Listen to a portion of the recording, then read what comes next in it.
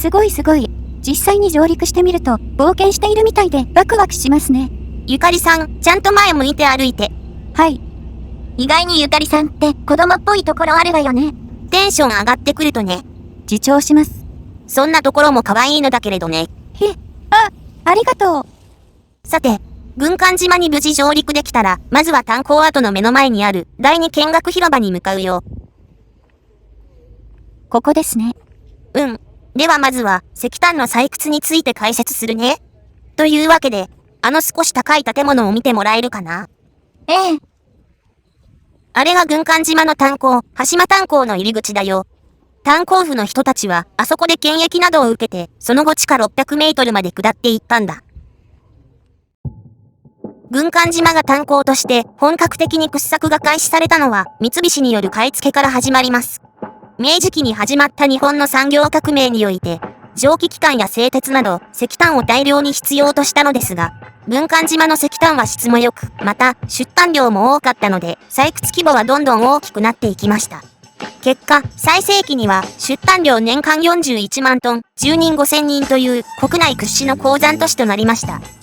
しかしながら、合わせて紹介しておきたいこととして、採掘作業を担う炭鉱夫たちの環境は常に良かったわけではなく、炭鉱札を発行して労働者が逃げ出さないようにしたり、仲介者が島や仕事を楽園かのように吹聴して半ば騙されるような形で連れてこられたりした者もいました。最近話題になった徴用工の問題もその一端だね。そんな、どっかの賭博破壊録みたいな話があったんですね。それが影の部分ってわけね。ただ最終的には改善されていったみたいで、閉山する頃には住環境も給料も相当良くなっていたらしいよ。なるほど。さて、今度は山の上を見ると四角い建物があると思うんだけど、あれは貯水槽になっていて、なんと海底パイプを通して 6.5 キロ離れた県本土から真水を引いてきていたらしい。さらにその下の方に視線を移すと緻密に組まれた石垣が見えると思うんだけど、あれは天川工法という技法で組まれた石垣で、その強固さによって軍艦島は現在も往年の島の形を保っていると言われているよ。もしかして、この辺りもそうかしら。だね。そういえば、レンガといえばこの建物、遠くから見た時も目立ってましたけど、何の建物でしょう？ここは炭鉱の総合事務所だった場所らしいよ。なるほど。それでちょっとおしゃれな感じなのね。さて、そしたら今度は第三見学所まで進むよ。それにしても建物の倒壊がひどいわね。そういえば島の北側と比較しても、こちらの方が崩れている建物が多いですね。それは主に台風のせいだね。ここはかなりの沖合にあるから、台風が来ると高波がやってきて、建物を削っていってしまうんだ。そうした高波への対策の一環として作られたのが、防潮塔という建物だよ。船から見た時にも説明していただいたものですね。よく見ると、他の建物より窓が小さめにできているみたいね。さらに、手前側が廊下になっていて、居住スペースは島の内側に向いているんだ。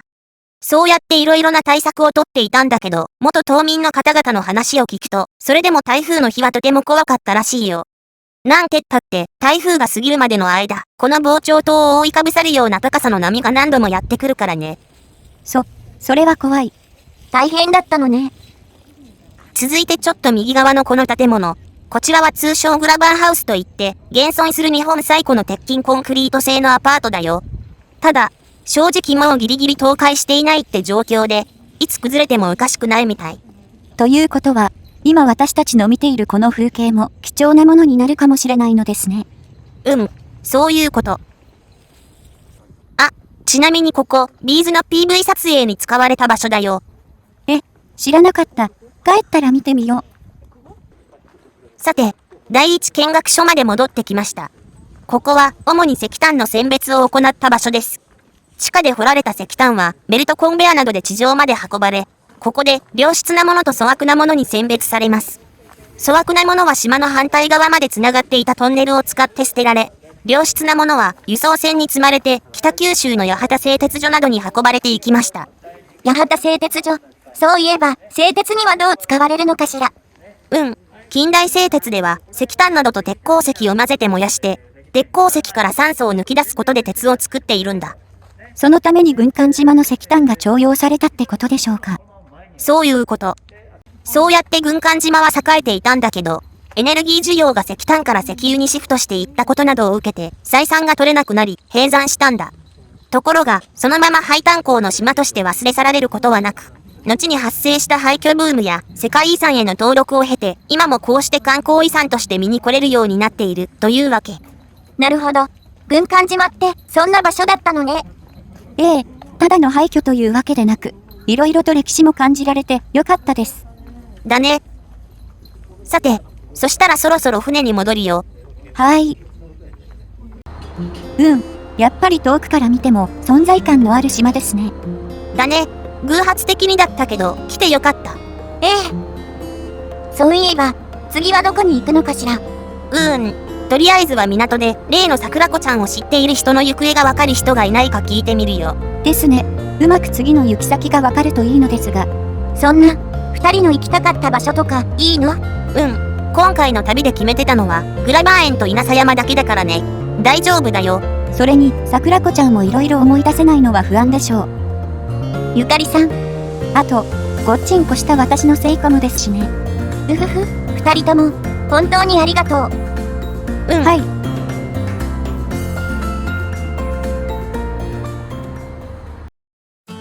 ご視聴ありがとうございました。これからも日本各地の魅力をお届けしますので、ぜひチャンネル登録してくださいね。それでは皆さん、またお会いしましょう。またね。